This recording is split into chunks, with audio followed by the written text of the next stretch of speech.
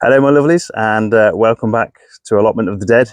And in today's instalment, I'll finally get round to showing you hopefully some of my chilies.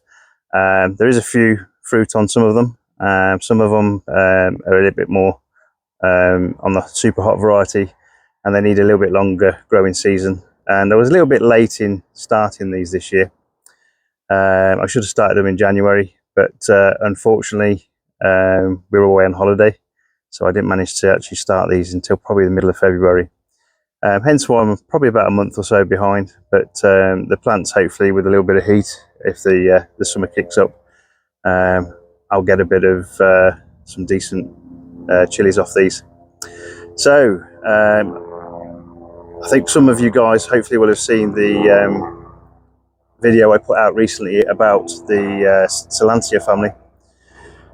Guess who forgot one of probably the most interesting and tastiest Cilantria of all, and that is the chili family. So the chilies and the sweet peppers are all, again, members of the Cilantria family. So let's show you some of the ones that I've got growing, and hopefully I'll be able to tell you a little bit more about them as time goes on. Again, I'm growing a lot of varieties here, so I probably can't remember all of them in terms of what their heats are and things like that. But as time goes on, I'm going to do some chili tasting.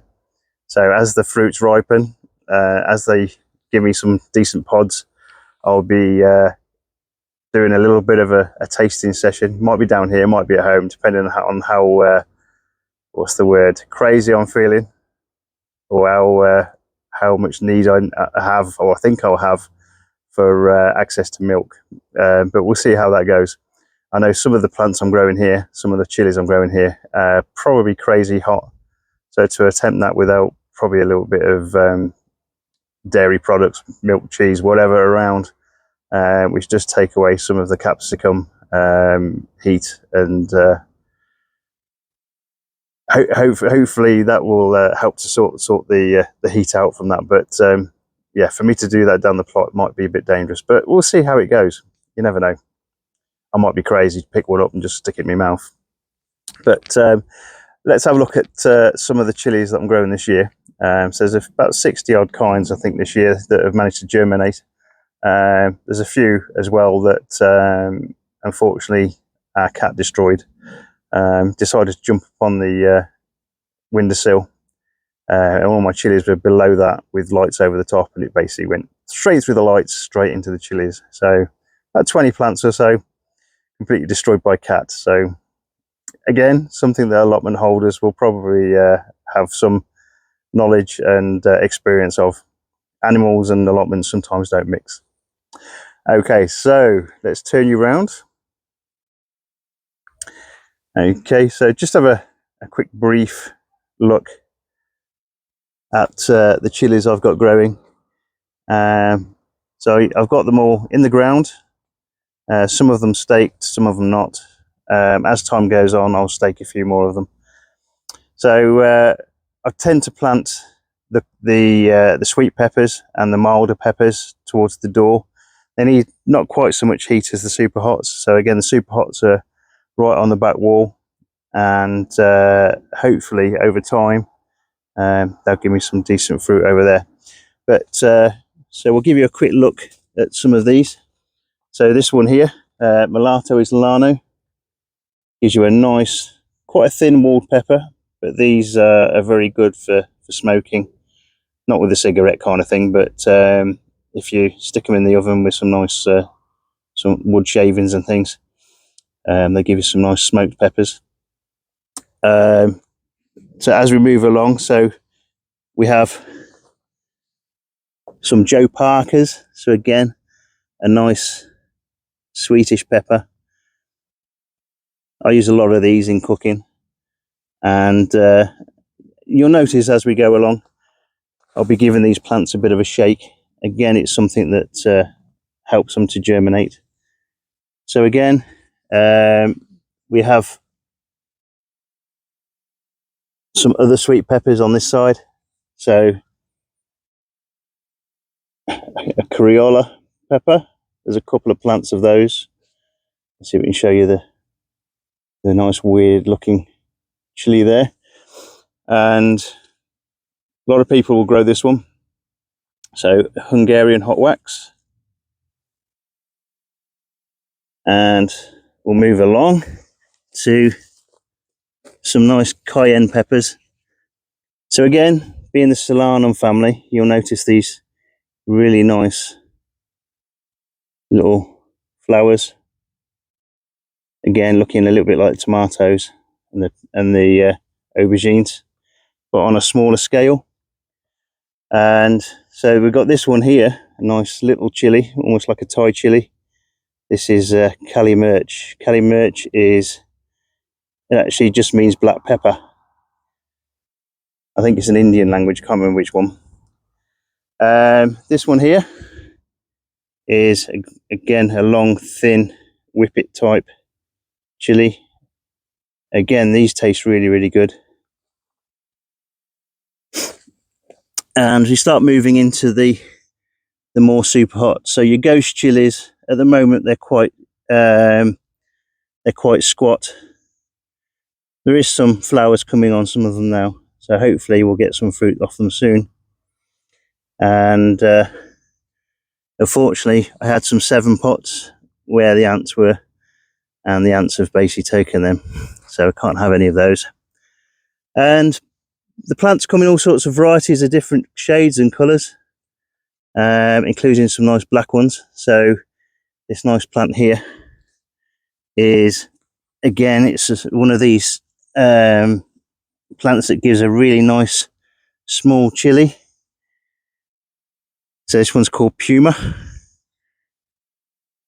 I do reuse these plastic labels most years. You can scrub off the ink and rewrite them. So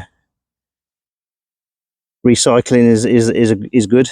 So then we've got this one here. Again, a nice dark variety called Vampire. And I've got one of his friends around as well called Nosferatu. Again, nice little black chilies, which are really good. I'm getting a really strong smell of the Cruella as I'm walking past here because I'm brushing against it as we go. Okay, so these, again, are some of the 7 pots and some of the more super hot chilies. Again, we'll do a bit of a taste test with those, but hopefully it won't kill me. Right, we'll move along. So again, this one here was a present off my daughter. So it looks a little bit like Hungarian black, but this one's called Black Devil.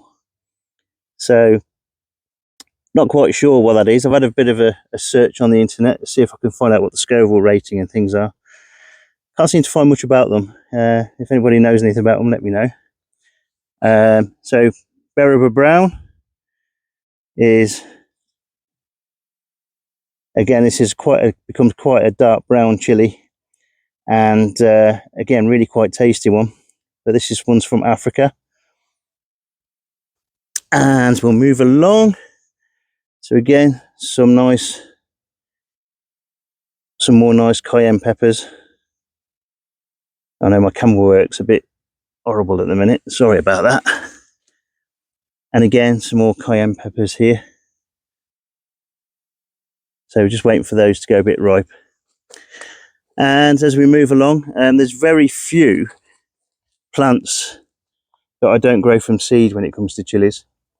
Most of the time I'll grow lots of different varieties of chilies. Most of the time they germinate quite well, and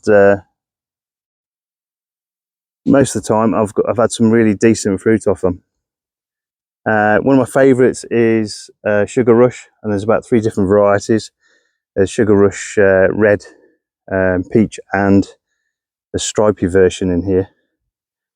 And one of the other things I grow every year is this one here. So it looks a lot like a habanero, but so this is one I've bought from a garden centre. My seeds failed this year on this, I don't know why. So I'm getting a bit of moisture, I think, on the camera. My seeds failed this year, so I bought a couple from the supermarket. If you like the taste of habanero but don't like much of the way of heat, And then one of the plants to go for is something called Trinidad Perfume. So Trinidad Perfume's got that lovely flavour that you get from really hot habanero chilies, but you don't get any of the heat. Again, something you can put quite well in a lot of different foods and things. Again, as we move along, we have some other ones, which, again, these Berrima Browns, I grow quite a few of these. And also, this one here is something that I do grow a lot of every year. So this is a lemon drop chili. So these will go a nice bright yellow colour. And the fruit of these, the chili itself, will taste a little bit citrusy. So that citrus taste will come across in sauces and things. So they go really well sauce-wise with mangoes and pineapples. Mainly acidic fruits, just to make some decent chili sauces. And one of the first ones that has really fruited for me this year was this Bueno Mulatto. So this really gorgeous purple chili. There is a cayenne kind of heat, and it will actually ripen to red eventually. One of the more unusual chili plants we've got here is this one with some fruit on it. So this one here is Onza. Now the strange thing about Onza, hopefully you'll be able to pick this up. If you have a look at the stems, you'll find that they're fluffy. So this is a furry chili. It's not quite the same as the Bolivian hairy chili, but it has a similar kind of look about it in that the leaves and the stems will have got these little fine hairs on them. The chilies is a normal, relatively normal chili to eat. It's quite a mild chili, but very tasty. And if you look in here, you'll see some of these Javaski peppers as well. So the Javaski peppers are a sweet pepper variety. Okay, so that's the one polytunnel. Let's see if we can brave the jungle and have a look at some of the other ones I've got on the end here. So these are the ones that were quite late in germinating and flowering. Germinating and getting to a decent size where I could plant them. But they seem to be picking up a bit now. And again, I've got some more of the Black Devil in the corner there. It's giving me some decent fruit. And again, some of these plants will be giving some decent chilies, hopefully throughout August, September. I tend to lose most of the chilies when we get to November. So the first week of November really is when I start losing chilies to frosts. Chilies will be can be grown as perennials. You just have to make sure that you give them a little bit of heat over that winter period. Bring them in if you've got a nice conservatory or something like that. If you have a decent plant that you want to save, then take it in, and chances are it will grow on to the next year if you give them a chance. So one of the plants I've actually got growing here is something called, I don't know whether you can see that now, Aji Chapapita. So Aji Chapapita, in terms of chilies, is the most expensive chili that you can buy. It's more like the wild type chili than any of the other chilies we've got in here. So there is some of the pequino peppers in here, some of the tiny little peppers, but the original chilies in Peru and Central America, which is basically where chilies originally came from, were tiny with immediate heat. So the Aji Chapapita is so expensive because it's so small. So if you pay for chilies by the gram or the kilogram, you get a hell of a lot of chilies required to actually make that kilogram of weight. So they work out at about $25,000 per kilogram. So that's a lot of money for chilies, really. So let me just switch you around again. Okay, so that was a brief look at my chilies. As I say, I'll be doing a few chili tasting sessions as time goes on. Yeah, we're back into the light now, that's better. So yeah, we'll be doing a few chili tasting sessions as time goes on. Hopefully there'll be sessions that won't cause me too much damage, but we'll give anything a go at this point. The other thing that I need to do in this particular video is give you the reveal of the plant in the pot on the end of this particular chili polytunnel. So in the prep video I posted asking whether anybody knew what this plant was. So again, this nice little viney plant. Quite a few people have said sweet potato or things like that, but this is actually a root vegetable, so it grows a little bit like a sweet potato, but it's actually called jacquema. So these jacquema grow these quite nice, almost turnip size, slightly larger than turnip size, almost like yams underneath the surface of the pot here. So when all the undergrowth and that has died off a bit, again towards the autumn, we'll be harvesting these, and they're supposed to taste a little bit like a nutty potato, and supposed to be really, really good for you. So again, this is the first time I've tried these. If I like them, I'll probably grow them again. If I don't like them, then we probably won't. But we'll give them a go we've given them a go this year. So let's switch a bit around. So if you manage to get jacquema, well done.